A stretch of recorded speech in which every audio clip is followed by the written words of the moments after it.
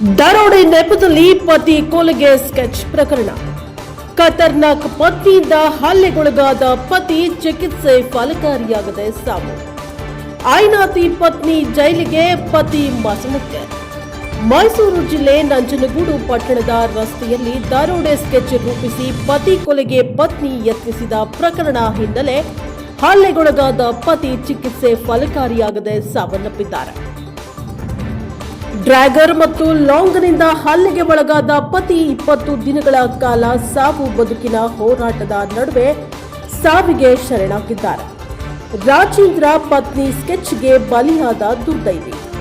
ಪತಿ ಕೊಲೆಗೆ ದರೋಡೆ ಸ್ಕೆಚ್ ರೂಪಿಸಿದ ಪತ್ನಿ ಸಂಗೀತ ಜೈಲುವಾಸಿಯಾಗಿದ್ದಾಳೆ. ಪತಿ ರಾಜೇಂದ್ರ ಮಸಣ ಸೇರಿದ್ದಾನೆ.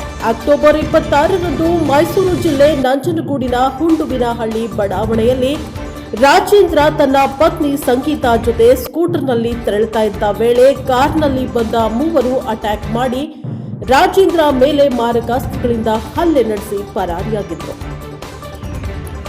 ದರೋಡೆ ಪ್ರಕರಣ ದಾಖಲಿಸಿಕೊಂಡ ನಂಜನಗೂಡು ಪಟ್ಟಣ ಪೊಲೀಸರು ವಿಶೇಷ ತಂಡವನ್ನ ರಚಿಸಿ ದುಷ್ಕರ್ಮಿಗಳ ಸೆರೆಗೆ ಜಾಲವನ್ನ ಬೀಸಿದ್ರು. ಸಿಸಿಟಿವಿ ಫುಟೇಜ್ ಪರಿಶೀಲಿಸಿದ ಪೊಲೀಸರಿಗೆ ಪತ್ನಿಯ ಸ್ಕೆಚ್ ಬಯಲಾಗಿತ್ತು. ಪತಿ ಕೊಲೆಗೆ ದರೋಡೆಯ ಬಣ್ಣ ಕಟ್ಟಿ ಸ್ವಂತ ತಮ್ಮನಿಗೆ ಸುಪಾರಿ ನೀಡಿ ಹತ್ಯೆಗೆ ಯತ್ನಿಸಿದ್ದ ಸಂಚು ಬಯಲಾಗಿತ್ತು.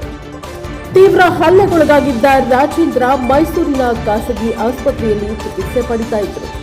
ಚಿಕಿತ್ಸೆ ಫಲಕಾರಿಯಾಗದೆ ರಾಜೇಂದ್ರ ಮೃತಪಟ್ಟಿದ್ದಾರೆ. ಈ ಸಂಬಂಧ ನಂಜನಗೂಡು ಪಟ್ಟಣ ಪೊಲೀಸ್ ಠಾಣೆಯಲ್ಲಿ ಪ್ರಕರಣ ದಾಖಲಾಗಿದೆ.